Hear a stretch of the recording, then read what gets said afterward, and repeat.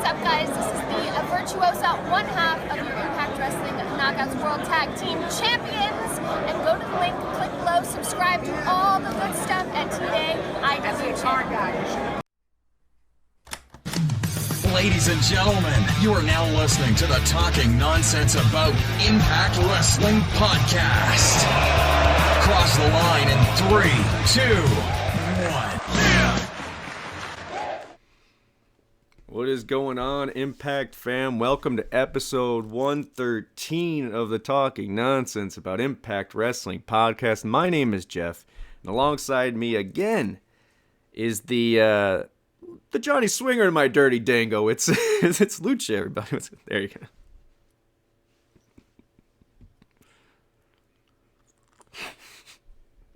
You ready for Swinger's Dungeon? Well, that being said, what are you looking forward to talking about today, LUCHA?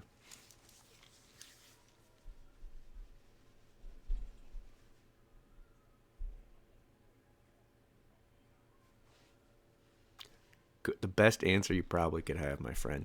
Yeah, a mixed bag it seems, but we'll talk about that when we'll go obviously go over your poll and see what we thought of the direction of Impact Wrestling right after Bound for Glory, the fallout of Bound for Glory. T. Hughes 1990 already in the chat. What's up, buddy? Parkside 7, Millard, we got a question from him later in the show as well. Yeah, a lot of hot topics that will hit everything that's going on in Impact right now, the positive and the negative. Johnny Mac in there. What's going on, Johnny? Hey, we're just talking about you in our show. Speaking of that, let's hit all the spots because we had some really fun stuff go on the channel this week. Of course, we'll get to it right after this. GoGoPowerRankings with Bert and Datila. They'll be back Tuesday, their normal time. And we'll have some opinions on the power rankings that we're about to see. And then, of course, we had talking points, which was awesome. It let Io get in there, the Twitter man himself. It had Lucha in there, who was the champion. He's got his trophy. Burt Maclin, who we just mentioned. It was a good time. We'll be doing that once a month again after every show. Speaking of Io, right there, rocking it on Twitter. 3,964. 36 more guys to reach 4,000. That's pretty damn cool. But yeah, a lot of stuff for us going on. Talking points I wanted to hit. Like I said, it's something that's coming back once a month after every plus special or whatever. 3 challenges, you get points for your points. Go check it out. It's Bound for Glory and Beyond, so it's not just a review show. Really good times there with a silly video game look, I guess, but I enjoy it, man. Fun times. And then speaking of silly, that was the transition I was trying to set myself up for. LOLTreeNA returns October 25th with Lucha and Johnny, and the first episode back will be Halloween special. It'll be total nonstop deletion, so it'll be a good time. Yes.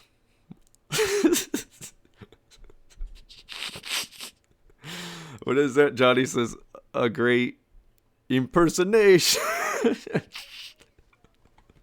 One time I was dead ass. I was in the treehouse and I went to go get food out of the, what I'm about to say wrong. I went to the ice box. I don't know what you guys call it. And I went to Kristen. I yelled in the other room. I was like, do you need anything out of the refrigerator? And I dead ass was just doing it normal. I was just talking normal. And she's like, you're broken, bro. I was like, oh shit, got me. All right, but speaking of broken, maybe not. Lucha's here, so we have a net to fall upon if we all agree. But I think it's a decent one. We'll see. Let's get into those power rankings.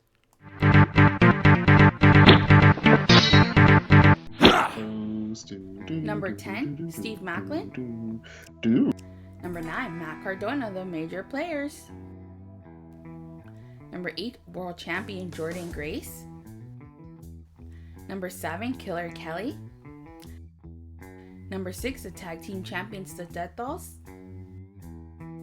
Number 5, CYS winner Bully Ray. Number 4, Spider Trey Miguel. Number 3, Vex and Giselle Shaw. Number 2, X Division Champion Frankie Kazarian. Number 1, World Champion Josh Alexander.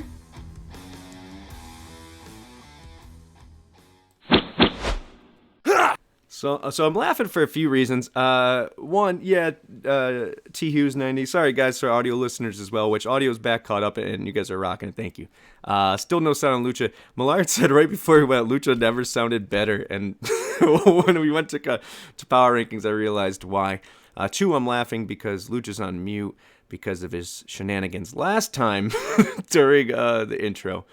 But since they didn't get the benefit of hearing you during Power Rankings, Lucha, your thoughts and why your face is your face right now.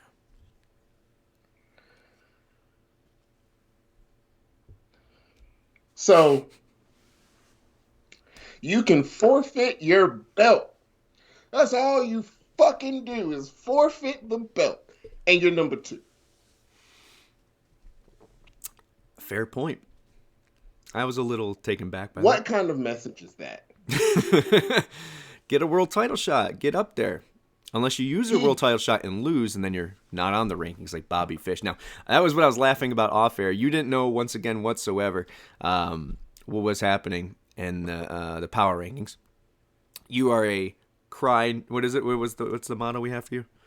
It's vote or cry. When it comes to the power rankings, you either vote or you cry. I didn't vote. So I'm crying, damn it. And that was my point Io just brought up too, is that you were talking about, you're like, watch Bobby Fish be number 2. I was like, nah, it's a little bit better than that. But still, I could see your point. Yeah, there's I would have rathered it be Bobby Fish. At least he fought on the show. That's fair. That's fair. I think there was some omissions here, man. Jordan being so low, I know she only got a video package. But maybe that's on Impact. And that's what we're going to talk about, man. This episode is a mixed bag, I think, for us. And I think some of it was the wait and see that we needed, which was how do they go from here? How do you tell some stories from here and make those losses or wins at the pay-per-view that was a head-scratcher worth it? And I think they did some of that. And I think at the same time, maybe they didn't do enough of it. And that's what we'll talk about here. And I think it was really hard voting on this power rankings, man. Finding 10 out of the people who all either showed their face or you still were relevant, in your brain, couldn't make it. Yeah, it was interesting. I give it that, but no, I agree. I agree. But once again, you could hear Bert and Datila, who just joined the chats here, man. Live chat tonight. Tuesday, go Power Rankings, see what they have to say of why these things are affecting the Power Rankings and beyond. World champion off of potentially one of the greatest matches, definitely of the year, but of a long, long time for the Knockouts. And she's a number 8, so hey, man. Number 8! It's a mixed bag. How do you decide? But if you do want to decide, you want to help, once again, it's at TNAIWChannel. You can write us or at BertMaclin11. Join the Power Rankings every Thursday after the show before Sundays at noon. Throw in your choice, 1 through 10. Mute us. Don't talk to us. Do whatever you want. Talk a lot. But either way, all you have to do is give us a 1 through 10, and your vote matters. So, well, let's see how we got there. Let's get on an Impact on Access TV review board. Start with that, man. BTI, Iceman Intel. Sky was blue, grass is green, my friends. Bully and Josh, what are they going to talk about? That was the intel. And BTI's match, though, was a must-watch, man, especially if you're fans of all 4 of these cats, which I am. I know Lucha is as well. Motor City Machine Guns defeating Raj and Shira in a very competitive match, man. Thought that was nice because one of the things we've been talking about, and we'll get to Gujar in a little bit, is building up some more sustainable, I won't say factions, but either threesomes, obviously time splitters, or what are they called? Time Machine. With Kushida being injured, it's been hard to keep around. But Raj and Shira, another formidable tag team if they push them correctly. The depth is there in the tag division. It's just about being pushed is what we've been saying. So it was cool to see Raj and Shira get some play here in a competitive, non-comedic, non-losing match. Obviously, you didn't get to see it, but Motor City, and they did play it out in the episode as well. They did like a little flashback to BTI, and Motor City got to talk about it. But good to see here, a good sign for the depth of the tag division. Yeah, I would say so. I mean, looking at how the rest of the show played out without, getting too far ahead. Yeah. three people lost, and at some point, you know what I'm saying, they should kind of look at each other and be like, when we gonna link up? You know the three I'm talking about. Yeah. Yeah. So it's like I feel like we might be getting closer to that. So I think so. And if so, even though it's probably not we'll get to it. We won't jump too far ahead. But I'm just saying, even if it wasn't the long-term booking plan, I think now is the time, and they can make a really good, formidable group. But now let's get to the main show here, and we lead let's off go with Desi Hit Squad. There you go. Imagine Rohit came back at the same time too. Man, he wouldn't be a prospect. Obviously, a little bit older, but man, I'd cry. Did be good shit. Great on the mic, man. But Raj getting his play too and good on the mic. But anyways, we open with Josh in a promo segment, which I'm not normally for, right? We're always Impact. We glow. It's a main event in the opener. It's a main event in the end. We're kind of sandwiched, or bookended there. But this was a talking point that I thought was kind of necessary. A lot of questions off Bound for Glory, out of Bound for Glory. We need to figure out the dynamic that they're going to play off on TV between Bully and Josh, and where that's leaning. And as the beginning of it, what was said by each of them, I thought it started to run on a little bit. They still got their points across. I respect you. You respect me. I want to do this the right way. I'm not stabbing your back. Really like the history aspect they brought into this too. Make Bully show why he's relevant to Impact fans. For those who might just be like, oh, why are we giving him so much clout? I get it, but whatever. So really dug that. And then Maclin's music hits. And this is something we'll talk about in more detail later. I know there's a lot of comments about it. But for a couple people that were saying, be patient, Maclin, the win for Maclin here, because we don't see him holding around a goofy-ass trophy and cashing it in. The win, the end of the game here for us is looking Josh in the eye and saying, me versus you, this is it, let's go. Maclin doesn't need a trophy. So the loss might be more for him. And I thought with this promo, even though it was a winded, big promo here for everybody, I thought it did exactly, or answered that question for us, is Maclin going to get something out of this loss? Your thoughts when from up to that point. Let's stay in that realm. It should have ended right here, honestly, because you would have had the whole groundwork for everything to be laid out perfectly. The rest of it should have been a backstage or, a Twitter conversation. But like I'm sticking with my thing with Maclin. I don't even think he's been pissed off yet. Like, I'm waiting for him to get pissed off. Yeah. And that's when we're going to get what we want, as far as Maclin, Josh, Maclin as a top guy, whatever. Yeah. So just wait till he gets pissed off. That's all I got to say. It's a great point, because the segment isn't over. You alluded to that. Real quick, my note here from the Treehouse is that Bully Ray was dressed like he was chaperoning a prom, which I couldn't read what it said, and then I put two together. Anyways, Moose was out next, which I thought was great because he is literally, and we talked about this off air a little bit, Moose is Josh's true only rival so far. Yeah, he had that storyline with VBD, he had the thing with Shelly, but a lot of this, and Eddie as well, was, oh, I won a match, so now I'm your challenger kind of bullshit. Or, hey, give me a match. Okay, cool. There's no, blood feud, so the only thing we've had so far is Moose. So it was nice to connect those, and Moose is obviously a scumbag, as they kept saying over and over. Fuck. Yeah. And to speed this up a little bit, obviously Fish was next, and he says his things, and at the end of the day, he gets a title shot, right? Which happens at the end of the night here. What I loved about this, and I know we'll get to the Bailey thing in a second. Well, in a while. I won't jump ahead. But the glaring hole when we do the Impact Zone, or we just talk depth, or we just talk about the divisions, 88-minute television, by the way, not Raw or SmackDown or AEW, that we're only filling 88 minutes.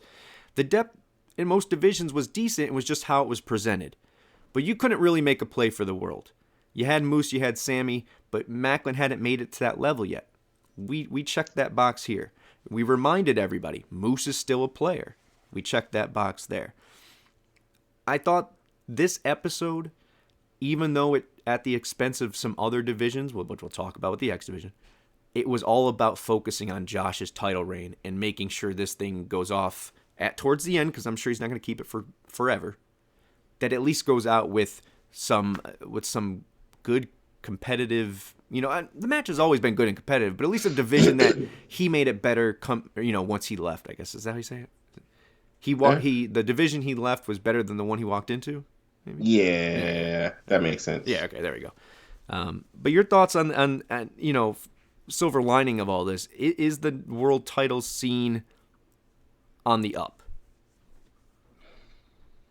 I mean, it's not in the mud if you think about it, because you had Josh the champ, you had Bully, Fish, Maclin, Moose all out there. Yeah. So take out Josh, that's what, 4 cats. Yeah. Not even counting people we gonna see later on in the show. Sammy EY. You know what I'm saying? I feel like if the DMC is like the bottom, I don't mean this in a bad way. Yeah, I say that, but the DMC is like the bottom of the barrel of the world title division. You know what I'm saying? So they got them something to fight for. Consolation prize. But I wouldn't say it's down. I wouldn't say it's like, I just think there was a time where like, who's the next challenger going to be? Why is it EY? Now granted, we can make cases for all of that, and we've rebutted a lot of them. But I just feel like that was the glaring hole. It's like, who is Josh's rival? And I feel like this is building for Maclin at least to be that number 2. Moose obviously is in there, but he's special talent. Been there, done that. Right. So, building this division has been kind of, I think Bound for Glory was the jump start for that. Now, I'm laughing because T. Hughes in there says Bully looked like Alex Jones. Millard saying Maclin has star written over him, which I agree as well. So we're going to keep moving, though. Next was a backstage segment with Gia, Motor City Machine Guns, as we alluded to. Talking with her about getting that victory over Raj and Shira on BTI. Love this because, once again, if you're trying to tell people to watch the match on BTI, at least you can have a little flashback on the main show. And I thought they did a good job there. And using this as a way to connect the dots here. They're going on to ask for their tag title shot. Heath and Rhino already coming out of Scott's. They already have one for next week. We're not going to jump too far ahead. We're not going to talk about OGK in that situation. But from the surface, from watching this right here, I would say, hey, I got now, once again, tag team depth. We lost the Good Brothers. Before that, the Briscoes. We're not talking about OGK yet. But who are their foes? Well, at least now we have Motor City. We have maybe Raj and Shira trying to work their way up. We have another team reuniting, which we'll talk about in a second. And we have Heath and Rhino, who are already challengers, getting a shot. Who can make an argument for maybe deserved it more than Motor City Machine Guns.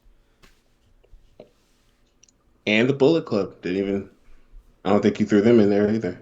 I did not. And we'll get a video from them. But yeah, I thought this was nice. If we're looking at establishing the divisions more and telling you who's part of the depth, I thought this did a good job all around. And we'll get to that, though. Maybe not moving the needle far enough for everybody. I know everyone wants, more and more answers, but I think we're building to where everyone wants to be. In regards to our youth and our foundation. Next up, maybe in November they'll kick it into overdrive. And then by December they'll be hard to kill. Is it in January? January. Be hard What's to December? Kill. I'm used to it being Final Resolution. I know. But, always flip. Don't know what they might do. December and January Final Resolution. Yeah. Genesis. No DQ, that's what that says. No DQ was next up, and it was Killer Kelly getting the defeating Tasha Steelz here with the Killer Clutch with the chain. Kind of putting a kibosh in that feud, man, but really glad that they got the time to have a match, that there was a clear winner, and that, once again, Savannah and Tasha lose but don't look bad on the way out, man. It once again put a spotlight to them, and I think hopefully from here it moves them on to something else. But we'll see. Thoughts on finally getting a result here? Am I tripping? Or are they doing little small darts at some dissension between Tasha and Savannah? Like stuff's been kind of like looking a little funky for me. I ain't said nothing about it. I'm just sitting back and watching to see what happens. But I don't know. I could be tripping, but some just don't look like because there was some at the Call Your Shot. Tasha eliminated Savannah and Kelly, Oh, and I believe there was a misstep on Thursday as well. They're not really like leaning into it, but it's just some I just didn't don't pick up seem on that. right. Yeah, I'll have to I'll have to put an eye on that. Personally, I hope not. Once again, we're spoiler free, so if anyone has an answer to that, don't tell us. Um, but I really want to see them going to get a tag run. Now, Yes. once again, this is a I can't say it for them and not for everybody, and say it for everybody else, from not for them. Sometimes, obviously, there's things that contracts and different things that come into play. So maybe the goal would be them as a tag team, but maybe some, you never know what's going to happen. So, but I hope at the end of the day that if everything's on the same page and they're locked up, tag team run is where they go next. Next up was, and this is why I used it. I said this is where I think Dango kind of fit in, and we get Swinger Dice and we get Dirty Dango here. Talking about Swinger's Dungeon. He looked intrigued, but before we get too far into that, we get another VBD minion, and Sammy being whooping them ass, actually, because there's two of them, right? There's two Whooping of them. that ass. Yeah, it was a couple of them. So once again, I love that the Impact does this a lot, where we're not going to get a full Swinger segment, but we can work Swinger, Dango, and all of them in to have a half segment where we throw then another storyline that kind of plays into it and keeps, kill two birds, one stone. I love when Impact does this. Yeah, how they merge like two segments into each other. Um, Violence. I do love that, like, Sammy was like, when you see the designer, tell his ass I'm coming for him. You know what Yeah. I'm saying? Instead of just calling him, whatever. This is gonna be very evil and violent, and I'm here for it. Or will it add to more tag team depth? Okay. It's funny, yeah, and I don't think obviously Moxley is the play. We'd always talk about that. Obviously, it's.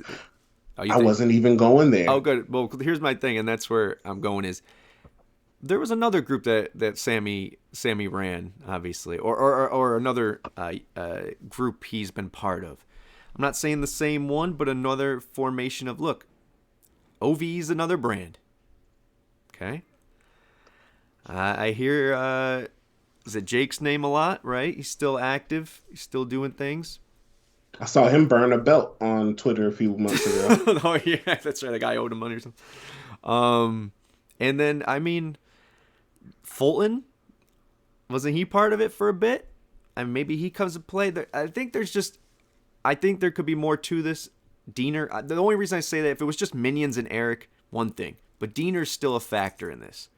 So I just feel like there has to be something more at play here. Love how they just easily transition Sammy into something else to create more story, more character for somebody else. Love it, man. But wherever it goes, I think you're right. I think it's on that the tag depth. I see that division picking up rather quickly, man. Next up was another talking segment, but it was Coach talking to Josh. Tell him to look out for Bully. Bully's he could be a whatever. Bully, right? So they're getting their money's worth with Bully here. They're paying him, and they're gonna use him across the board here. But so far so good on my end as far as how they are. I don't know. Maybe it's just me. Keep moving here, because next up is a talking point. 6-way X Division match. We have some up in the airness with X Division, but we get Trey here showing his stuff and getting the win over Alex Zane, Laredo Kid, Black Tarus, Yuya Uemura, and Kenny King. Kenny King, by the way, no matter what happens with the rest of the group, the fact that he's back in the fold and just being on our televisions is a fucking blessing. But Trey picking up the win here, keeping the X Division depth relevant. Thoughts on the match and Trey picking up a win here? I thought we're headed towards this, but hey, a win's a win. Yeah, a win. I was cool with it. The match was crazy. So it was to a point where I didn't even care who won. Like Yuya could have won, and I would have been like, fuck it, let's go. Right. But it was good to see Trey get the dub. It would have been better to see Kenny get it, because he still feels he has some, controversy over his last shot. Right. So it's just a lot of things to keep his eye on, especially after the end of the show. Yeah, what was nice here was this is kind of rolls right into the next one because I watch on YouTube, but I'm guessing if there was a commercial there, this is where it would have been. And then we come back and it's Kazarian enter the building with his title and his suit on. And Bailey approaches him, puts him over. That was a great match. Gets Bailey on TV, which is nice. So he's not just forgotten about. Not that he would be, but continuity for people that maybe not watching after Bound for Glory or just want to point to a narrative. Oh, they burned Bailey. Well, here he was. And then you get he's questioning, when's my next, whatever. And then Trey, who, hey, while you guys are down here, I was just up there getting a dub. Puts me in the eyes, too. What's going on with this belt? Kazarian say, look out, because there might be other plans. We find out later, so do you want to say something on this, or do you want to just kind of save it for... All right. I thought this was a nice segment, though. Once again, keeping all the players. Are we putting it on 10 and revving that engine? No. But I think at least it's setting the foundation for where we want to go. I'm trying to be optimistic here. I mean, hey, that was a number 2 performance, so... It was a number 2 worthy. He got those 5 championship points as well. Is that no? Get these 5 championship nuts. Johnny in there talking about the long-winded, one-sided conversation by D'Amore. Yeah, that happens. That happens sometimes. At least he didn't walk away screaming and talking. The conversation still going on like your mom when she used to bitch at you for shit that she's leaving in her other room, still yelling. It's like, bro, I can't hear you. My mom would put out her fist and tell me to run into it really, really fast. She was a lazy abuser. That's not the right word. Mom was. Here, do it to yourself. Oh man. Anyways, next up we had Vexed and Giselle. So that was obviously something that came together. Take the pump, Geoff. Vexed and Giselle came together on Twitter, right? It was like a little clip. It wasn't aforementioned. But they come and they pick up the win. Giselle specifically over getting the pin on Rosemary of the Death Dolls here. So continuing that feud, keeping that relevant, which is interesting. Vex not running out the door as we might have assumed. I will get to it, I imagine, but kind of think Deanna's sticking around, man. I know there's some talk with Chelsea getting some interest elsewhere, but either way, I think what we're getting out of this is Giselle and Vex can't work together well forever. Is that where your mindset is? Well, is this how we're getting a third viable tag option, or maybe Giselle with somebody, or do you think it's just the pairing for the week? Or 2. I mean, it's gotta be. Giselle's gotta have ulterior motives because she's done this before. What I'm saying, she tried to get in with the influence, ended up getting both of them killed by Masha.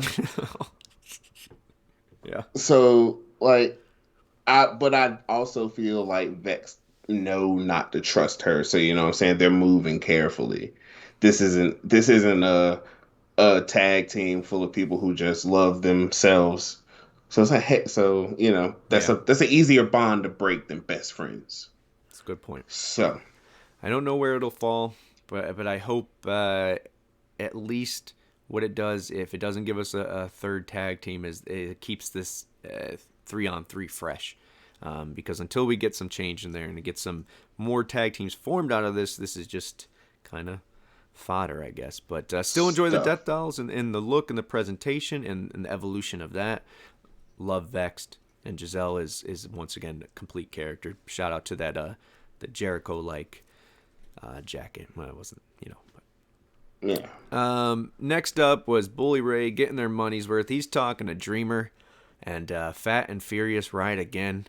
And they're talking. So they're still playing up this angle of is Bully going to be back to being Bully? Look, I'm a sucker for history. especially when it comes to TNA history. And the fact that they keep mentioning, hey, he waited a whole year to strike on the aces and eights thing. It was a whole year before he struck on turning on Hogan and Sting and Brooke. I love that kind of shit, man. And I thought, look, this is the perfect place for Dreamer to be part of it if he's going to be part of it. Say what you will, the dude still goes out there and gets a Tommy or ECW chant no matter what. Okay? No matter where they are. His name is that in the business. So to have him on TV, just like Lance Storm or anyone else, as a I don't know. I don't even know if they are really authority figures, but at least playing that, right? It's respectable, and I like it. And this way, it makes sense because Bully Ray is a friend or best friend for years. You should trust me. They're playing that up. My question for you is because we're not going to hit Bully Ray again for the rest of at least the review. Is he to be trusted? That's a fair question, right? I want to know, at the end of the day, is this something where we get just Bully turning heel and winning this title? Like people are already assuming. I'm rewatching like old TNA. I'm at like '09, right when Mick Foley won the title, and how that was a huge eye roll. And I think this would top that tenfold if Bully does actually win the belt personally. But as far as should Bully be trusted, I mean, we know what it is with Bully. It's just a matter of fact is, are you ready for when it's time to not trust him? Right. So, I mean, don't change your opinion on my man. Just to know if you ready to do what you got to do when the time comes. And I think Josh is. I just don't think a lot of people are going to like it. Kayfabe. Gotcha. Yeah, I think... I don't think he wins the world title. I don't think anyone has to worry about that. I think this is a history play. I think this is a building of two people, by the way. Maybe more. We'll see how long he sticks around. Plus the build from outside here with Busted Open Radio. Because, let's be frank, he was shitting on Impact for the longest time. Tune has changed when you're paying some money, so for that end as well, it's really good. But I think, once again, that if he does, I think the money could be in... If Bully turns and he's in that championship match against Josh when it inevitably happens, if someone like Maclin makes the save because he wants Josh, and we've said that for so long, is that what Josh in that division was missing. Yes, we had pieces, we had Moose, we had these people who could be respectable. We talk about moving Ace up, we talk about moving people throw around Bailey moving up. This is Josh's reign, and to make that, I think, etched in stone, you need that blood feud, that rival. And I thought Eddie set the nice table for that.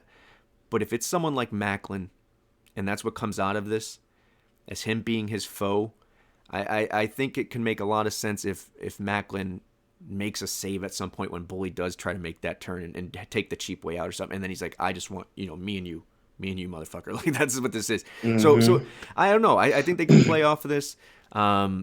But yeah, I agree with you. I mean, I think the money could eventually be in making Bully just Bully. It's hard to be a face. Remember when he was painting his damn face and he's like, "I'm Bully Ray," and he's like, Sting and shit. It's like, come on, dude. The dude's name it's pretty Samoa Joe. He's not from Canada.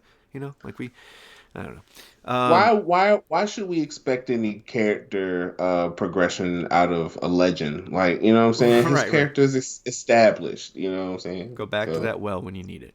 Right. See a couple great ones in here, guys. Millard, Geoff, why do you think they keep sticking Giselle with everybody? Well, quick answer to that is I think Lady Frost. I think that ruined the original plan for Giselle. I think the plan always was the tag division, worker in there.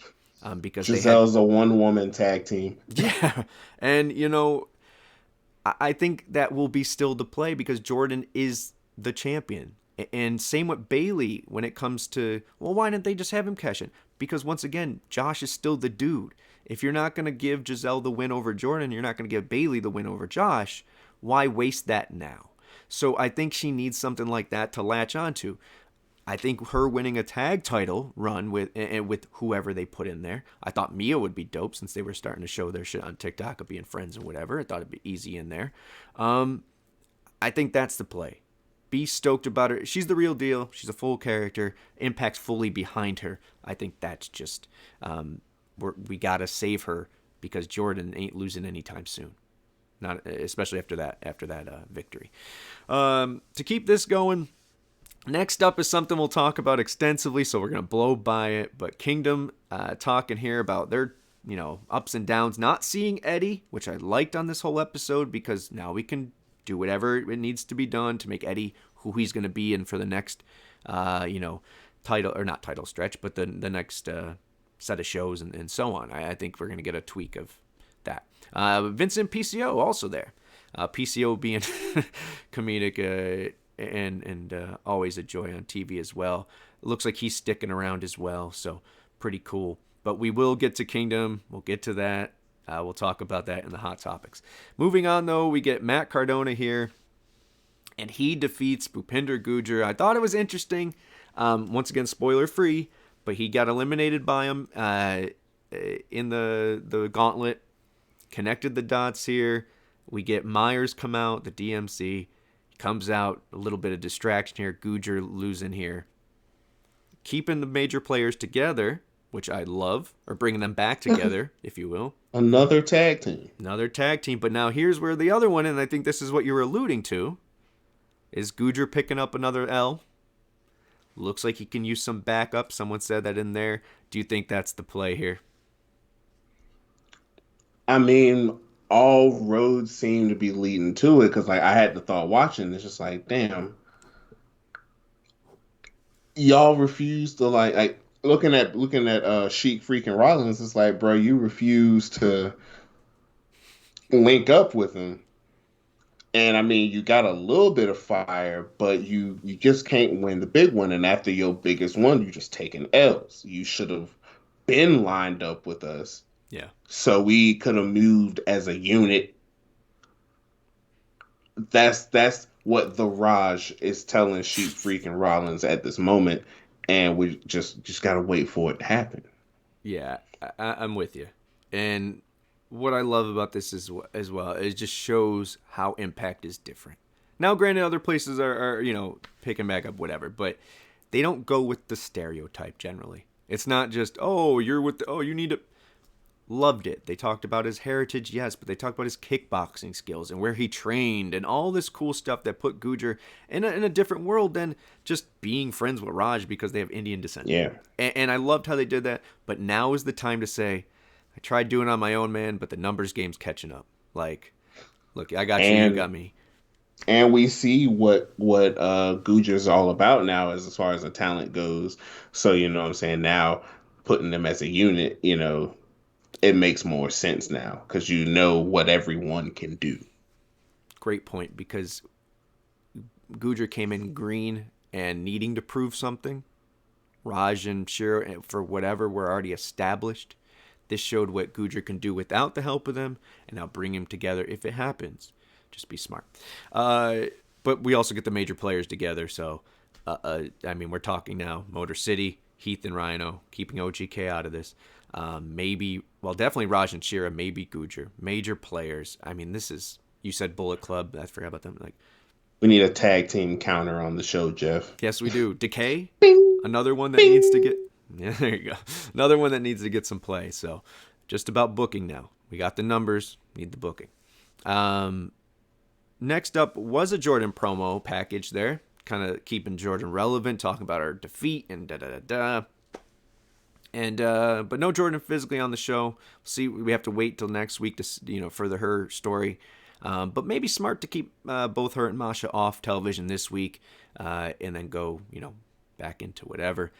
But next up, Gia is talking with one of the knockouts. It's Mickey, and she's talking the last rodeo. And who does she get interrupted by? But Vexed and Giselle. Maybe I'm missing something, but it was hey, maybe you should fight us, but no, you shouldn't. Was that what it was?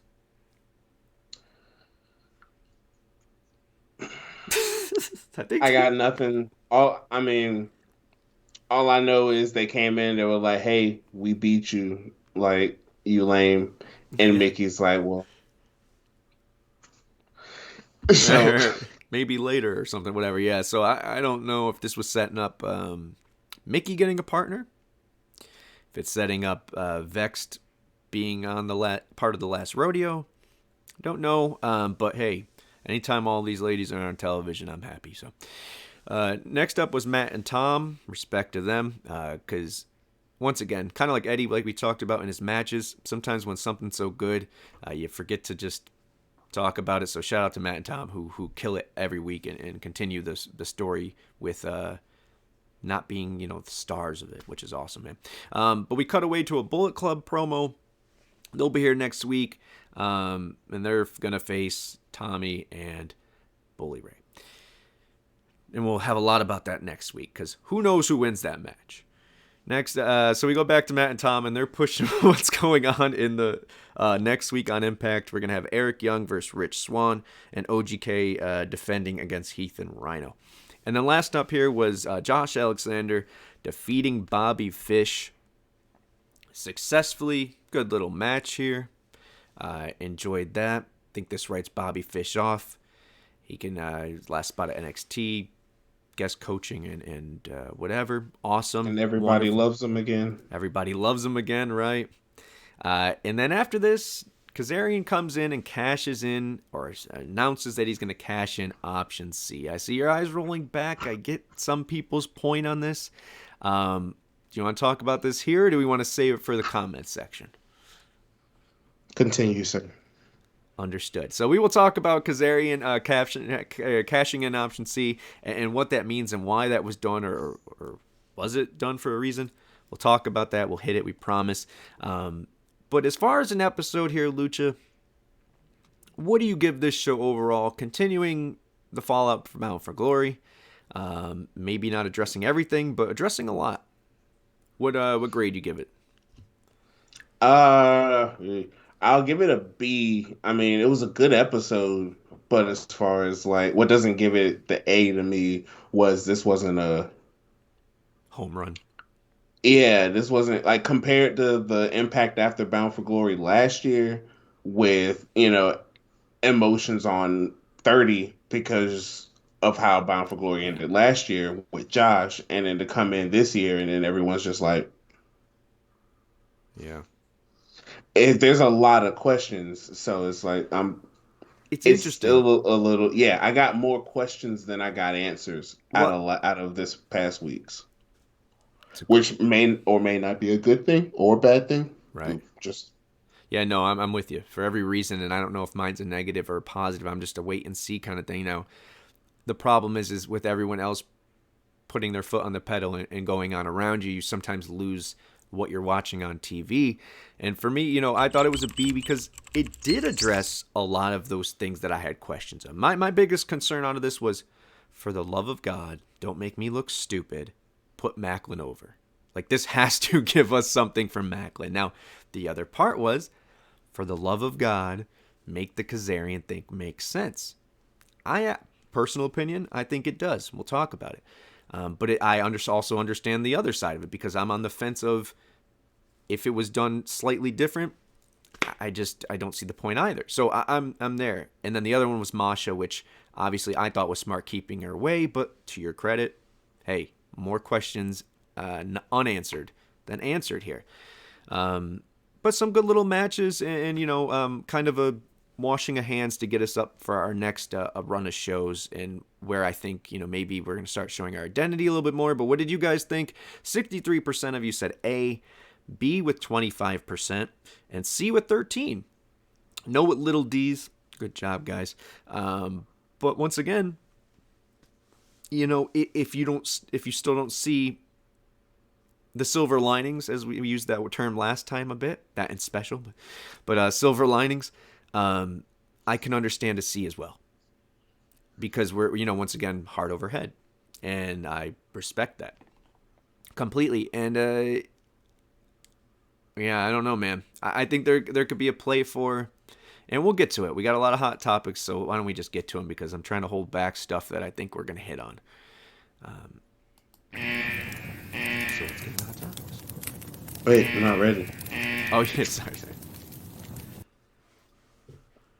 Yeah. Oh no. Banana and pajamas.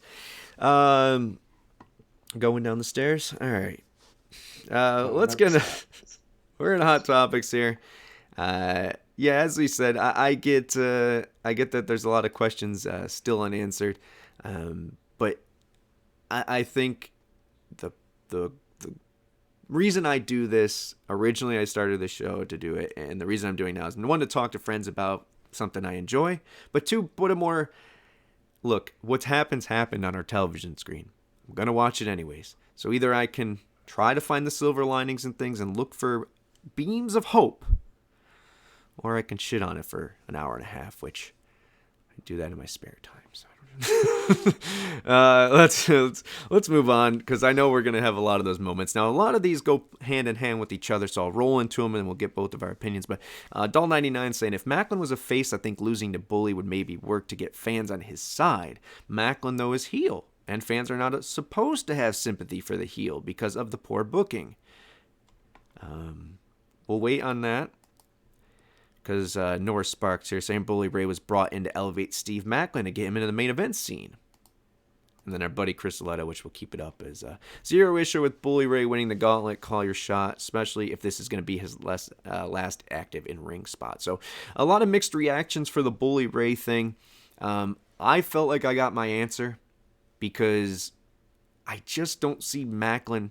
If Maclin wins this, and this is the question I had for you, and I'll let you go rant on this one.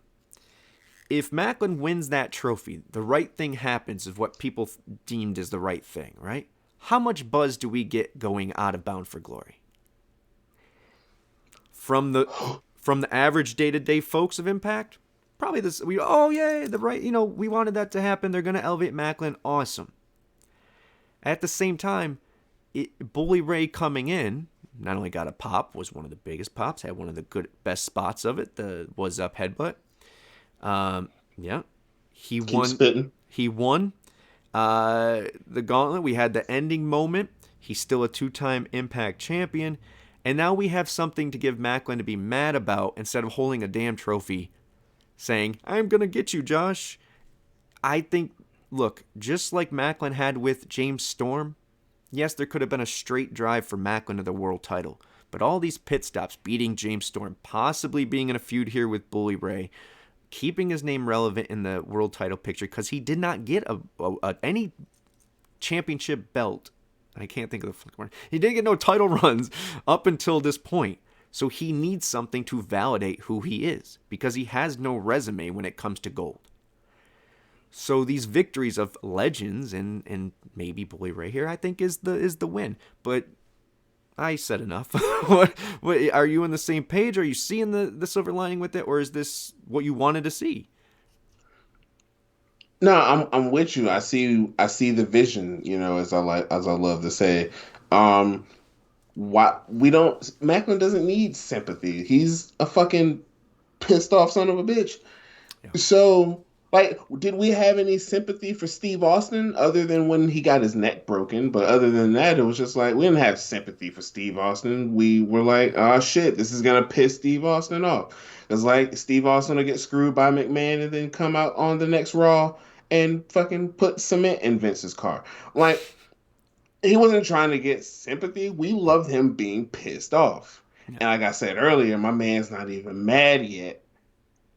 We about to just wait till he gets pissed off enough. And that's every loss. Every time he's lost, it's always boosted him up more than any win he's had since he's been in, since he's joined Impact. So just let my man lose and get pissed off. And when the iron's hot, we're going to strike. Yeah. And he's going to be in the back saying, I beat the guy that's about to challenge for the world title.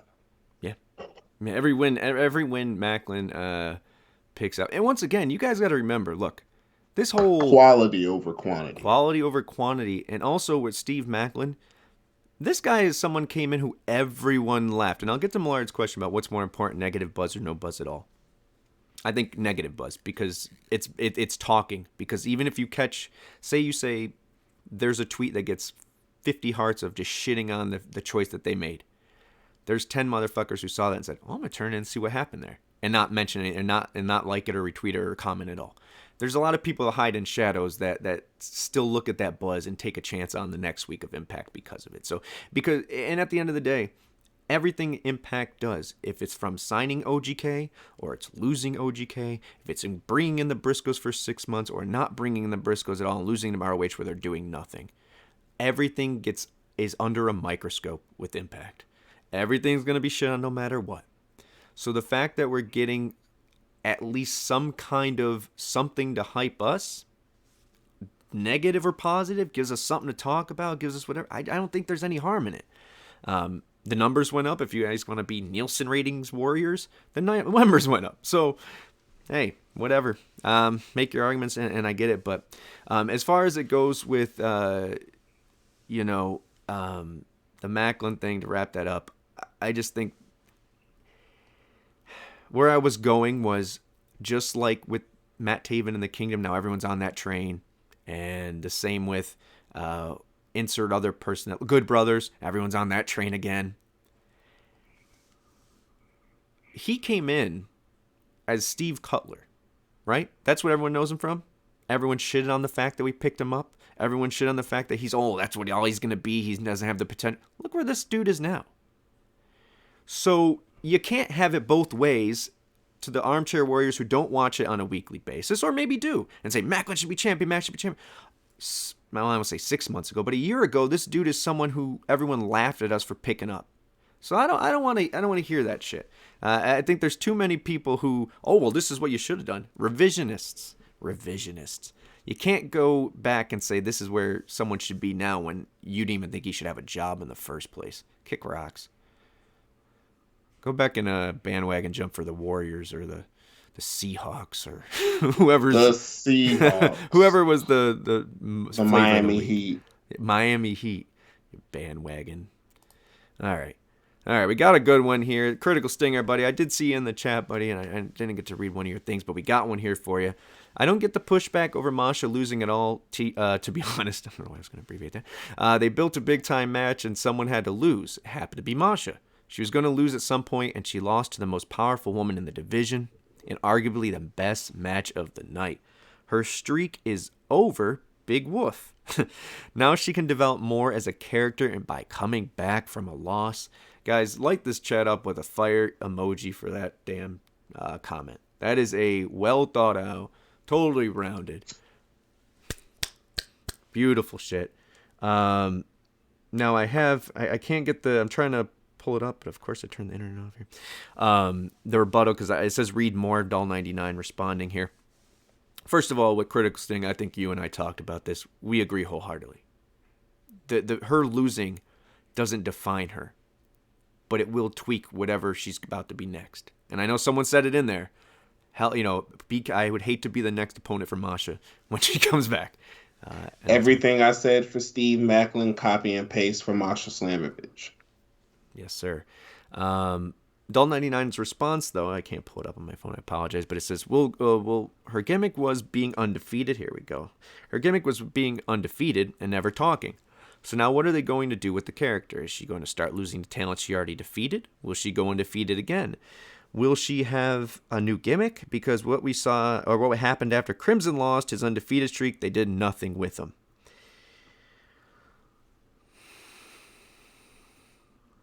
Who the fuck is she, Goldberg? Critical Sting, real quick, says Crimson. I get what you're trying to say, but that's a false equivalency. Now, before I say what I'm about to say, and I'll let Lucha rant too. You're welcome, buddy. Johnny can attest if you're still in there, Johnny. To what I'm about to say. But first of all, thank you to all your responses, your comments, everything anyone does in them. Just because we have a different opinion does not mean it's a shit opinion. That is what this is for. We don't ridicule the individual. We ridicule what they say. And it's okay because, hey, I do this once a week and we ridicule myself for 90 minutes as well.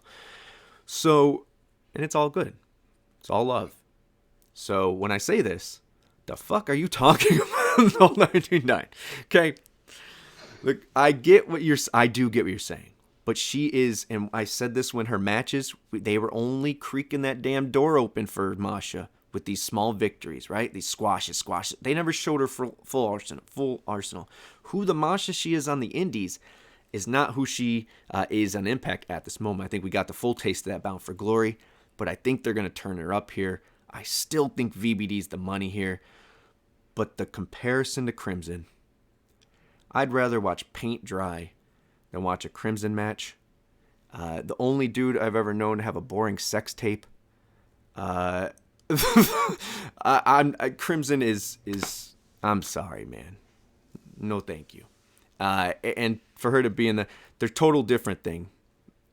I want to respect Crimson, man, but not really. But his character was based on the streak. They did nothing else for him, and that might not be his fault. But Masha is definitely more than just this. Lucha, you're it's off the rails. What do you got?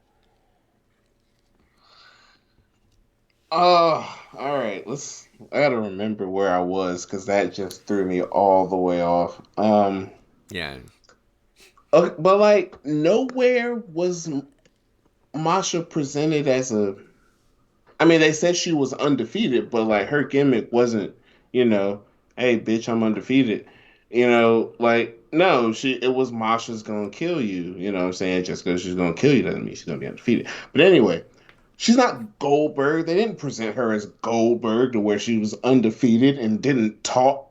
They presented her as a chick that's gonna come in and kick some ass. Right. And what do after you kicked ass and got to a title match and lost said title match? You kick mo ass. Yeah. Case in point. Yeah. I think, look, I understand I don't want to say negative a way of looking at it, but I can see the negatives if you're expecting the worst. Oh, she lost. What does she do now? They're just going to I get that. I do. But I don't think they look at her as how you're looking at her. I feel they think they value her way different than just this is person we gave streak. That's it. There's more to play here. So, yeah, I did really say that, man. I'm in the treehouse. You did. I heard it. Anyways, Millard buddy here, who's in the chat as well.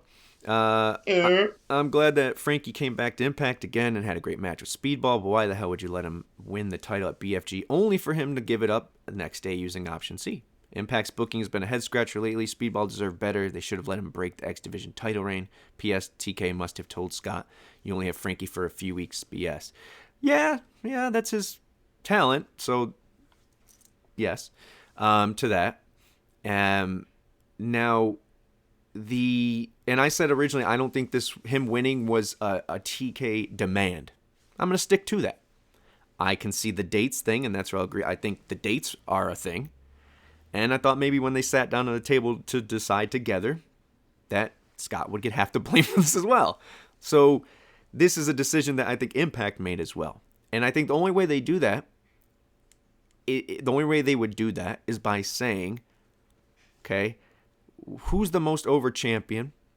Who could use another victory over a veteran or a bigger name?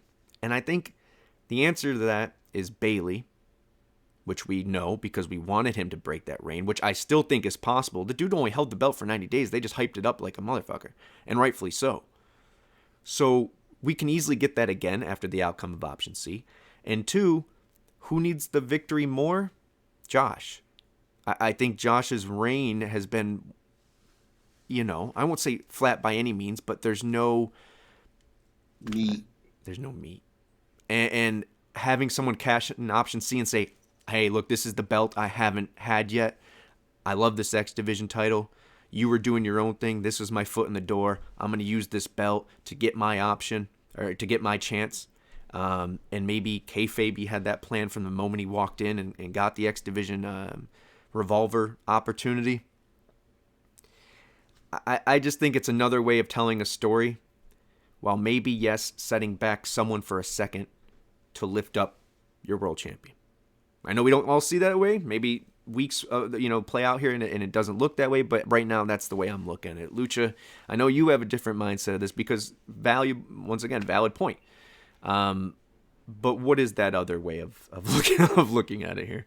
Do you think he didn't need to beat him to get a title shot? I mean, we could have easily got Josh Alexander versus Frankie Kazarian for the world title without sacrificing a title run that we were all, well, not we, the two guys that you just put over not too long ago. Yeah.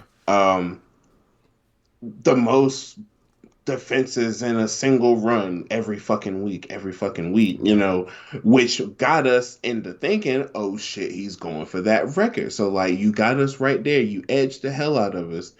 And then when he was like one or two, like 2-3 away, nah, this cat from Jacksonville is gonna come through and win the belt. Fuck all your shit. Right. Fuck all your history. Right. This cat from Jacksonville is gonna win the belt. And then even there, I'm still cool. Because, like I said, either on Talking Points or the last pod, the post Bound for Glory show, that then shifts Speedball's focus to a different record. Not necessarily defenses in one reign, but, you know, maybe most runs, most reigns, most days. Hell, you know, he can, for the history buffs, he has more history that he can go look for. So I was cool there. But then we get Bobby Fish just saying, hey, yo, let me get a title shot because we're in my hometown. Josh is like, all right, cool. And at the end of the night, fucking Frankie comes out and is like, yeah, I'm cashing in option C for the belt. Like, bro, you could have just done the same shit Bobby did. Bobby didn't even win his match at Bound for Glory, and he got a shot before you. And it's like, dog, you're fucking Kazarian. You could have got a shot without shooting history in the foot. Yeah. You know? Yeah. So and then now fucking Speedball's in limbo too. So it's like, well, what are we doing here? Yeah. Well, the way I'll look at that in a kayfabe way is the same way I was trying to say it earlier, is you come into the company and they say, hey, kayfabe, we're going to let you get these amount of dates to go play an Impact. Your foot in the door is the Revolver. You win that, you get an X Division title shot at Bound for Glory, right? Say, oh, okay. That's how I get my foot in the door. I win that. That's the feud I'm in. The world champion's already in a different feud. Okay. He gets out of that feud and already has now somebody who's challenging him, that thinks they have a right to challenge him in Moose, who has a right to challenge him in the trophy holder in Bully Ray. Maclin, who thinks he deserves a shot at the championship. The odds of Kazarian, the human being Kazarian, saying, oh yeah, I'm going to get a title shot just thrown to me like Bobby Fish did, probably slim to none, especially after being X Division. So he comes out after that segment. He couldn't be part of that segment, kayfabe, right? Because Jacksonville Cats get to come in later. And he cashes in. I think there's a way to play it. The problem is they didn't tell the story of that, right? Right? Like he's just, hey, shit, Bobby got one? Maybe I don't need to, fuck it. All right. So, yeah, I get both sides, man, for sure. I just think there's a way to tell it. And I really think that, look, I think Trey was pushed today for a reason. I think Bayley was in the same segment for a reason. Maybe there's a tournament. Who knows what they're what. What was the biggest? I think the biggest win, the biggest feud, right? The one that had the most meat on it was Trey versus Bayley.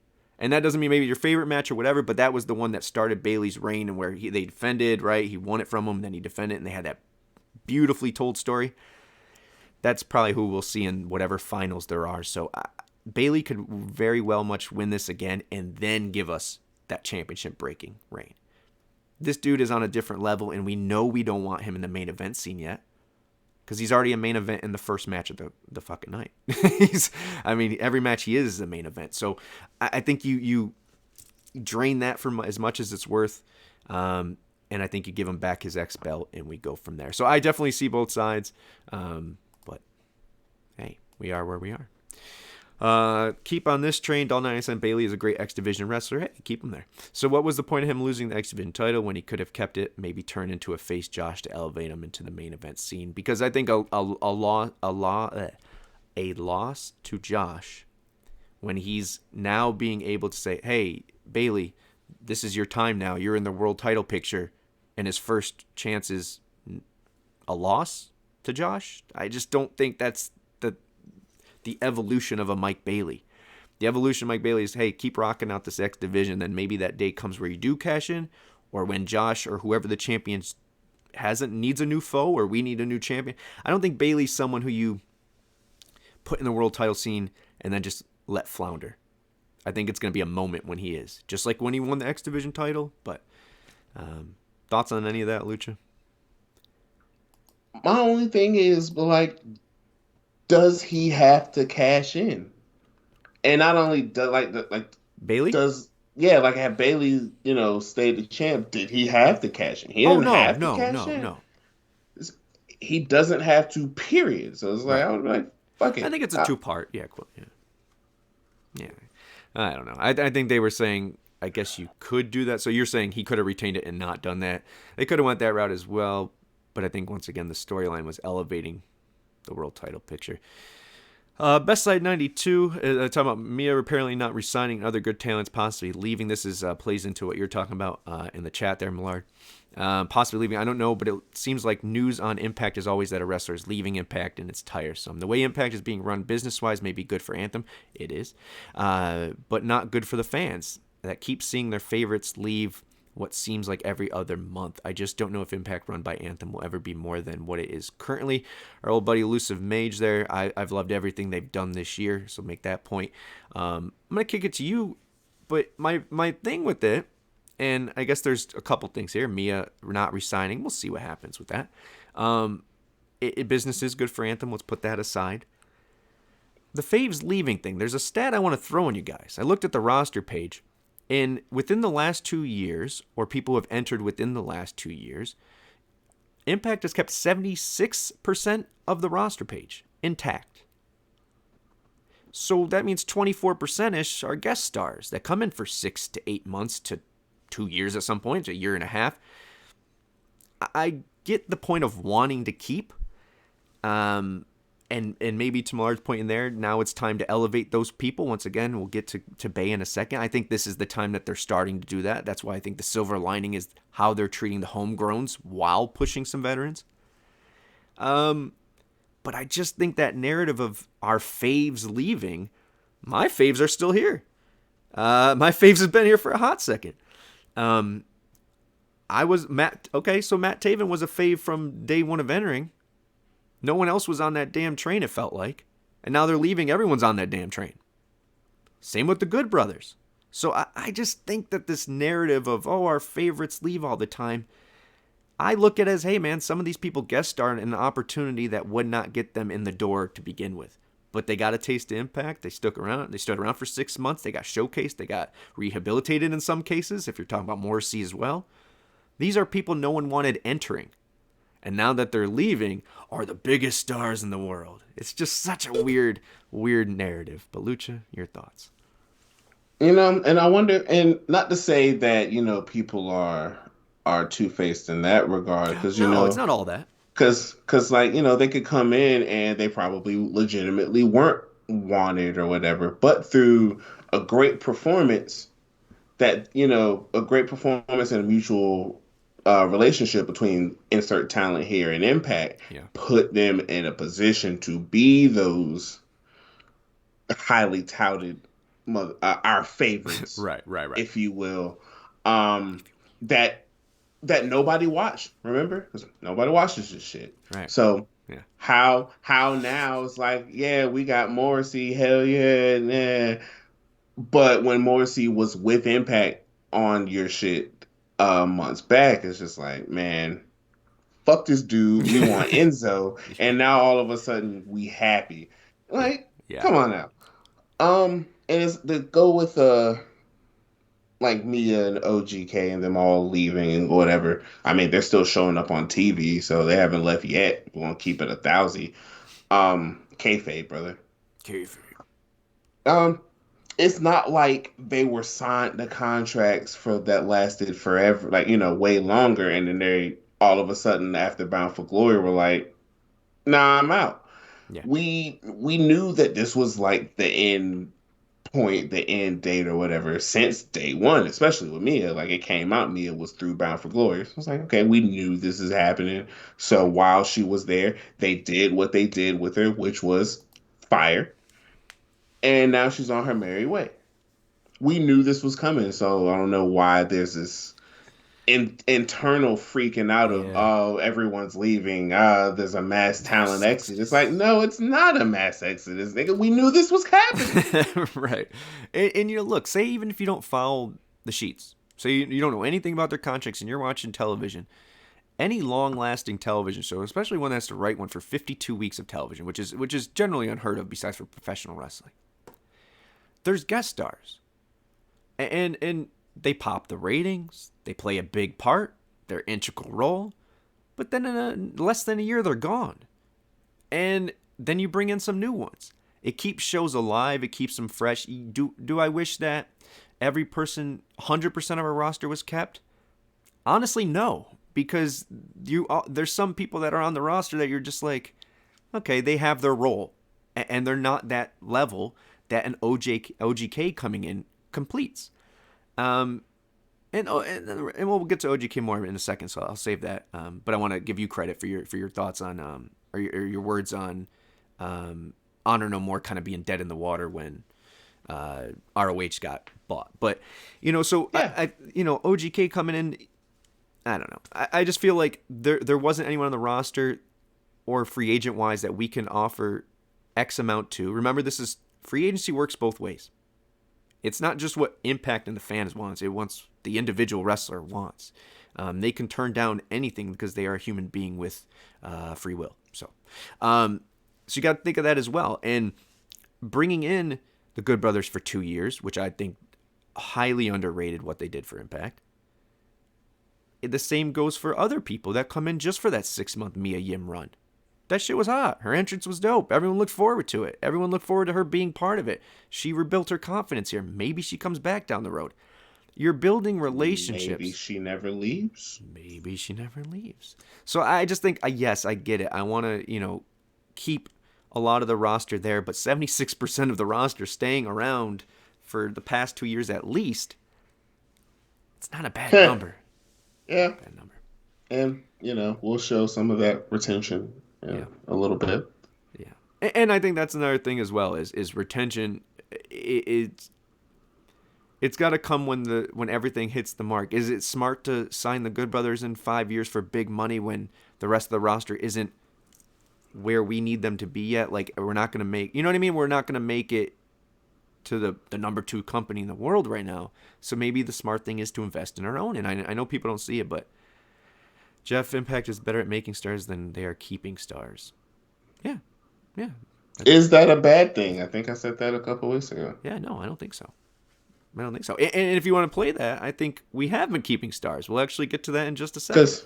Because say Chelsea and Deanna and Mia and whoever, they do go back to WWE or they go to AEW or whatever, and then they see somebody that was in the same position they were in, where they were on the verge of getting cut out, I don't know what I'm going to do, blah, blah, blah. They'll be like, hey, well, we were over in Impact, chilling, making straight money, you can get put on, everything will work out for you. Like, they'll really help you get your brand over. So if you come back, you can be a hotter commodity, and they'll be like, oh, well, shit, then I'll just fucking go there. And that's no matter how long they there, we fucking got them. Right. Like, damn. And then from the other aspect, you got to look at it just like you were saying, is these people are, okay, look, what is it? Don't hate the player, hate the game, right? Okay. We talk about that. The game is what it is with Impact. We know their budget. We know they're not right now in the position to spend. The people know going in there. And I just read a Willie Mack thing, and he's like, oh, it's all about money and da-da-da, whatever. But that makes sense. That doesn't dishearten me, because that's the nature of the game. You come in here, we'll help you get over, you help you build your brand, then you know what this is. But at the end of the day, we're not re-upping you on probably the same deal, if not, for more. It's not going to happen unless you prove the draw. And if you take it with that aspect as a wrestler coming in and you bet on yourself and you believe on yourself, either you're going to get a spot somewhere else thanks to Impact and the opportunity and platform they gave you, or you're going to choose to stick around, like we'll get to in a second with Bay resigning, Ace resigning, Josh resigning, Jordan resigning, Rosemary resigning. These people that they've built that are still in the prime of their careers, if not even close to hitting it, are staying. So it's all about the perfect storm. If Deanna sticks around, Masha's definitely locked in. Dude, it's just about when Kelly the time's just right. got here. Kelly just got here. But let's get to this. Quinn Shines says, for Brown Fuller, what I thought was a solid B. I was interested to see how this episode went, and it was rough. Okay. Cass stuff doesn't make sense, not just him defeating Mike, but not even defending it. And Bobby Fish didn't even need to win the X Division title to get a chance at the Impact title. We talked about that. Mike Kanellis and Taven, who are current Impact champions, showed up on AEW Rampage, so why did they not just let Motor City win the tag titles at Bound for Glory? Just very messy booking. I think we hit on a lot of that, but I think we have one right after this, which is our buddy Chris Letta also mentioning OGK. He says they'd be shocked if they went to WWE. I don't know about AEW and reunion with Adam Cole. Is it possible? But the Impact is the right spot for them, is what he thinks. I think so too. And I hate to do it like this, man, but I already said some ignorant shit. So the pop or lack thereof that they got on that show on Rampage shows why they also make sense for Impact. I think, and I don't know if I'm not even going to touch the fan base thing of them just saying, oh, it's because they're not introduced. And now look, I watch it out of context. I don't watch AEW, segments in a row. I don't watch it all, to be honest with you. But I saw that clip.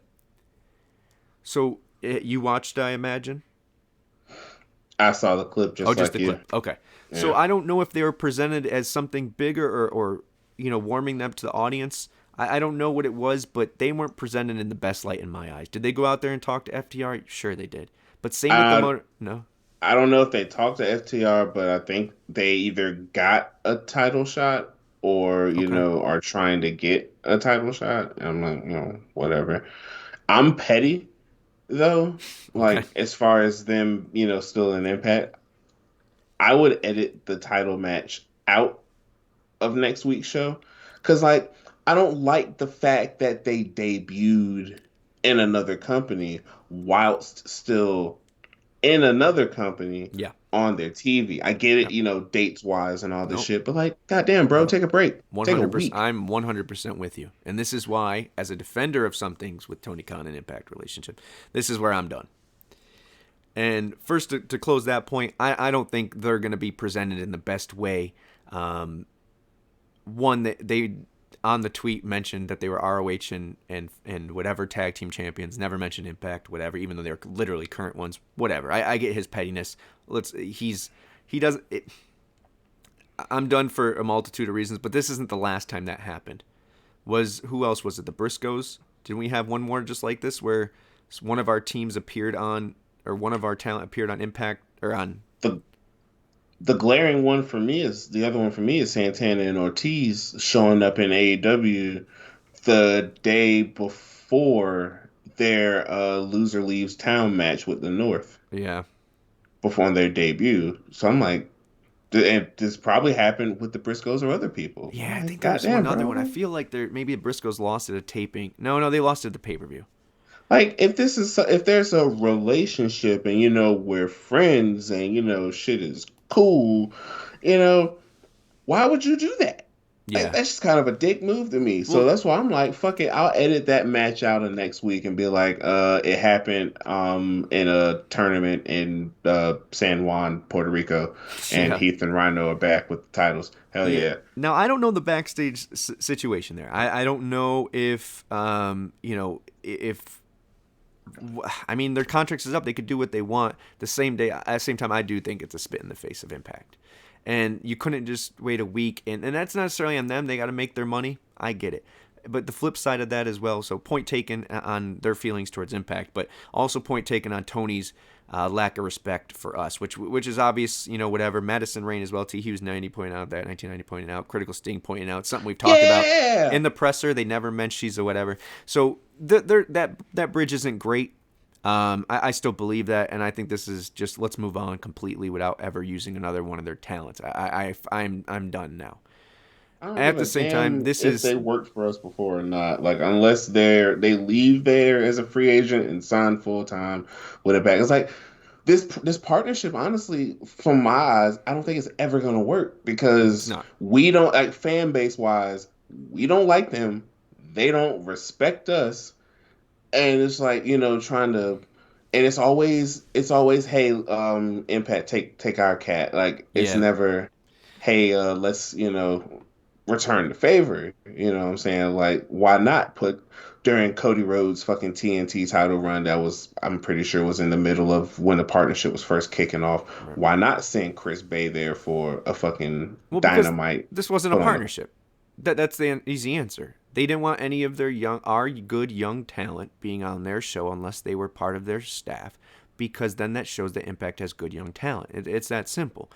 I've always went under the impression that was acknowledged, that we understood that what we were taking, and Parkside saying it in here, sometimes Impact seem like they don't care about being perceived as any company by AEW, and I don't think they do care what AEW thinks of Impact. I think what Impact thinks of it, and that's where the problem is oh wait, we're getting this guy who used to be a 4-time X Division champion. Cool. Let's do something with him. It'll get us a little pop before Bound for Glory. Awesome. The problem is where you're putting a sour taste completely in the fans of Impact. And I think Impact fans would welcome AEW fans if the place burned down tomorrow with open arms. Hey, yeah, okay, cool. Bygones, bygones. But I don't think if we were on fire that AEW fans would piss on us to put it out. So it's a really weird dynamic. And it's just not going to work. At the same time, I think the presentation of OGK, just go out there blind, no lead up, no whatever. Everyone will know who you are, whatever, against, FDR, get a promo, and then now you're, what do they mean, ROH? Whatever, man. Get your money, do you. But what the fuck is ROH? I don't know. But Bennett and them look like they were, a segment? heading out the door from the get. Whatever. Everyone get theirs, man. I firmly believe that. Whatever makes you happy, you do. The same time, wait a fucking week, man. And I mean, before you go on, it's like I get the hey, they gotta make their money. That's cool. I understand that completely. Yeah. But me, as a consumer, their money does not matter to me at all. Yeah, no, unless I'm giving them mine on some shit. Then you know who we could split the blame on this for is to say that because we've been burned on it in the past. I know we want to hold out the Kingdom for 2 episodes, right? So you get them on a promo here, you build up their defense, they're leaving out, and you obviously, I imagine they lose here. Spoiler free, but come on.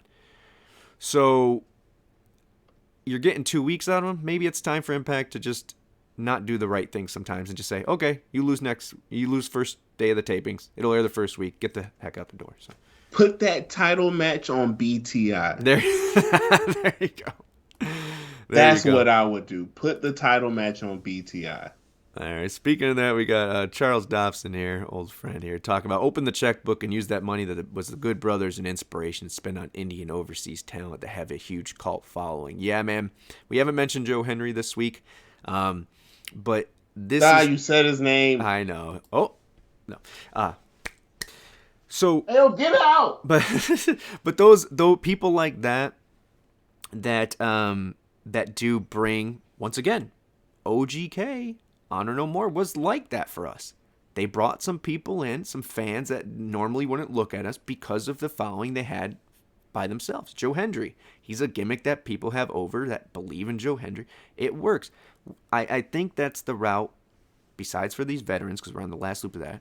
They're about to elevate Ace and Bay, it looks like. You're elevating Maclin. You're making Josh's reign look legit. You're keeping Bailey relevant. Maybe we're betting on the youth. And if that's the case, bringing in more Shoguns and Jason Hodges and Jack Price and all these people, gut check or not, keep building. Hey, we make better talent, right? Better stars than we keep, or whatever you said, Lauren. I agree. Yeah, we're almost to the point though, where what we perceive as the youth ain't young no more. Yeah, they're hitting their prime. Yeah, so well, speaking of one of them, and this is one of the positive notes we're going to lead off on, is Dashing Chris Bay has signed a new multi-year contract with Impact. Look, man, not only is that clap-worthy news, celebration news, too sweet. There's got to be an easier way. Wait, no, hold on. Okay, that's not bad. There we go. Okay. Silver lining. Look, I said this off air and I'll say it again. Love Chris Bay, future of this company. They put him in the promo of Bound for Glory. You don't put someone in there and say the future stars if you don't really believe they're future stars. Ace and Bay were in that joint. Also, look, love Chris. He was going through some shit, it seems, but for the past year and a half on Twitter. But these last few times, he's been defending Impact. He's been talking about how he's be patient, just like A was saying. Hey, I'm in a good place. I'm happy. I'll get where I need to be. I'll get a lot more optimism. You don't just... I don't believe he'd say chill out. I think he'd be very transparent about how he felt if he felt he was going into a bad patch with Impact. Because we've seen what he felt on Twitter when he was going through a rough patch with Impact. This is the silver lining. Chris Bay's locked in for a few more years. And I don't think we have... I think we have our answer as far as should we be nervous about what we're about to see next week that everyone was freaking out about. I mean, but like, okay, here's what this taught me, because I sent it to you. I was like, honestly, I'm surprised when the news first broke, but then it taught me something, and I'm gonna tell everyone my lesson so we can live a happier life. We need to stop paying attention to these motherfuckers' Twitter accounts because we don't know 100% of what they could even be talking about. I mean, now me, Geoff, and others, we've, found 2 out of 1 + 1. But if we're writing with a damn piece of chewing gum, are we really doing math that's worth a damn? Right. So, maybe there was some dissension. Maybe there wasn't. And we were just like, sitting here looking stupid. Well, the booking made it feel like... And here's another, and a part of that too, Chris Bay, like specifically, he got too much too soon. Not saying he didn't deserve it. Not saying that at all. Fair. But he got too much too soon because then after the X title run, we were like, all right, so we getting this world title run, right? Completely forgetting dude's been wrestling barely longer than people have been in fucking college. You know what I'm saying? Dude's been wrestling a handful of years. So he's still a youngin'. Yeah. And also... So how many youngins do you know that aren't in WWE that are world champions within their first 5-6 years of wrestling? Yeah. Also, Curtis Sting bringing in a thing in there saying Bay himself said, and he's paraphrasing, I'm a wrestler doesn't mean everything I tweet about is wrestling. That's another thing we have to take consideration. I think some of it was, to be honest, about getting where he wants to be. I believe that a little bit. So I think breadcrumbs are there. At the same time, the booking might have been the thing that was like, the breadcrumbs lead to something that, we think is negative. But I do want to mention... It was always a bigger picture. Well, I want to mention that as well. And for the people who get down, and we're going to end off on this because it is a positive note, but we're going over my oath of 128.88 minutes. Can't be longer than the TV show, but even in normal, everyday sports, no matter who your team is, if you're an avid fan, you can watch this happen within the roster. At some point, there's going to come a point where someone, young or not, is in a contract year. And either the coach or the management says, hey, let's not give that person as many minutes. Let's not give that guy as much play. Let's hold off before we, whatever. You see it on a whatever. Now you're starting to see it even worse because the owners have even less power in football, where the narrative of a quarterback changes like that. If they don't think he's worth that max contract, if they don't think he's the guy, the stuff starts coming out in the media. The stuff, you know what I mean? The hype you get train. Traded for a 5th round pick. You get traded for a 5th round pick to the Carolina Panthers. Things happen. Hey, fuck you. No, but my point is, doesn't mean, and that's my point is, take this. We won't make the comparison about Baker or whatever. But just because you're sour on him, because for generally financial reasons, or because you want to move on to the next shiny thing, does not mean in the process. Or it does mean is that we lose it on the contextual basis. We look at how that person's getting, what they're saying about Baker, or the narrative about him, why he's not getting this, why they're making it look like this, why they're not standing up for him in the media, or the coach isn't. It happens in wrestling. People pick up L's. Their storylines aren't as prominent. They start souring on them a little bit. They don't listen to the fans as much. There's always a financial aspect of this as well that we forget. Hey, if you think Bay's leaving, if you think, hey, we think he's the talent that all of you fans do, but we think he's leaving, what's the chances you're going to give him all of the push and all the belts? You reward some people, they do with OGK, they do with the Briscoes. I get that. I think that's a reward, and that's, once again, legacy and lineage. But Chris Bay, you're building him up, from my eyes. And do you invest in him that range if you think he's walking tomorrow or he's made indications that he wants to leave? And you and the shoestring, tie the shoestring on what you said earlier. I think we were talking about OGK and Mia Yim and all them. They're gonna sign people that are gonna bring them some value. And with the fact that Bay is young, Bay loves it there. From not saying loves it there, but like that's where he wants to be.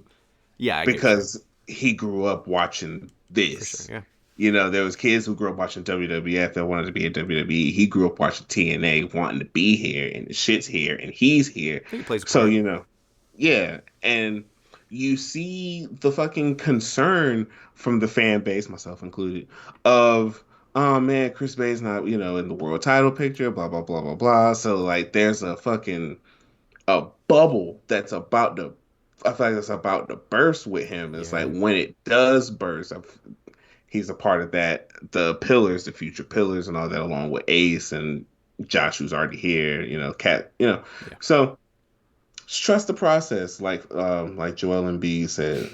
Relax, like Aaron Rodgers said. Chill the fuck out, like I said. Yeah, what a insightful message. No, but it very much is. Sometimes you guys just have to breathe and look at the silver linings, because look, if you fuck with it, you fuck with it, and we do, and we're gonna watch it. Doesn't mean we excuse everything, but sometimes you have to look for the silver linings to make it whatever. And in this instance, Bay re-signing is a big silver lining to whatever bullshit we've been through. Should he be in the world title picture? I think in time, yeah, for sure. But you blow your load on somebody and you give them all the belts. I don't know. I just feel like it's a carrot. Sometimes you got to dangle that carrot a little bit longer, especially if they want it. Because once again, it's a business as well. Not only is it what we want as fans, not only is it what the wrestlers want as human beings, and what management wants. It's a whole, the whole process. But trust the process. I think, I don't think I thought this episode was solid. I want to see what comes out of next week, and furthermore, the tapings after, because if that's the case, the kingdom's gone. We get a kind of a clear view of the talent we have and what we need and what continues to develop. So, Lucha, if you want to send us off, you got anything you want to plug? No, I just got my usual shit. Actually, no, yeah. I just got my usual shit. Shout out Diamond Villain, shout out Mike G, shout out fans, shout out Impact Wrestling. Love you guys. Just because we disagree, just because we talk aggressively towards each other, doesn't mean it's not all love. It's true. And a message to the people who are trying to attack Impact and the crowd for being quiet. You can hear a pin drop during promos. I can recall hella promos on NXT back in the Black and Gold Glory days where they were also quiet as fuck. Wait, you mean they listen to promos? They actually yeah. And is that a thing? And this is the same motherfuckers who will say, "Oh, this crowd's too rowdy." Like all these unnecessary what chants. Crowds taking over and not cheering for the faces, booing the faces, cheering the heels, throwing the fucking beach ball in the damn crowd. You know what I'm saying? Like singing shit that makes no fucking sense in the crowd. Like, you can't win with the fuckers. Like, I know Franchise be in the Impact crowds. I know Impact Jacket Dude be in the damn crowds. Yeah. I don't give a damn about what they do because I don't watch it for them. I watch it for the wrestling. So why the fuck does that matter? Yeah, this is the first I'm hearing about. Wonderful, Rand. Get some talking points for you. By the way, if you guys want to catch a review of the show, Lucha and mine, full review of Bound for Glory, if you're new to Impact Wrestling, it's episode 112 of this.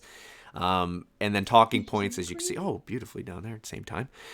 Go check out Talking Points, where it's Io, Lucha, myself, and Bert giving our opinion points for points, just like Around the Horn. And then, of course, Tuesday, GoGoPowerRankings. Check it out. But yeah, man, I didn't know that was a thing or that was a complaint. I think people like to overanalyze a lot of things. I see Critical Sting in there say people aren't losing their minds over a suplex. Oh man, this crowd is dead. Yeah, I mean, I think, and I put a lot of pressure on myself when I go to shows as well. I was like, this gotta be the whatever. At the same time, I love Japanese wrestling. And sometimes just sitting there and appreciating it and popping for the momentum and the movement compared to just the every single thing is what you should do. You're part of the show. Just like I say about Tom and Matt, the greatest compliment you can be is just a layer on top of what you're watching. You seem in there, you're there, you're seamlessly in there, and you add compared to try to outshine. So I don't know what fans are saying that, but shame on you. Anyways, they're not fans, hoes. Oh, for show.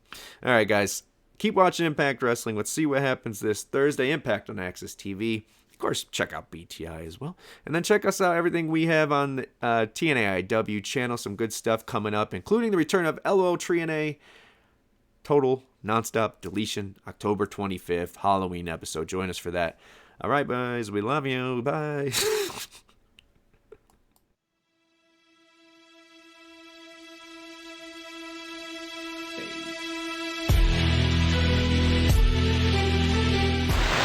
Hey.